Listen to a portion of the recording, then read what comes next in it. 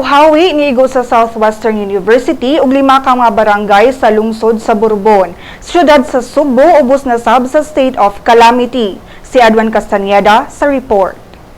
Giingong mga Buwahi miigo sa Southwestern University ug 5 ka mga barangay sa lungsod sa Bourbon kagahapon.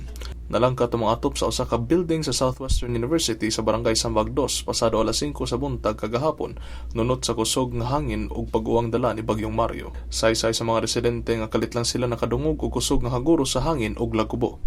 Apan mato ni Pag-asa Mactan Chief Oscar Tabada, ila pang gitino kung buhawi bagyod ang miigo sa mga lugar. Ubos na sa state of calamity ang syudad sa Sugbo ug giplanuhan ang dredging ug declogging sa waterways alang temporaryong solusyon sa pagbaha. Kasamtang ang gipahimutan karon ang mga apektadong pamilya sa nagkadaiyang evacuation centers. Kini si Edwin Joseph Castañeda alang sa Sun.Star, Pilipinas.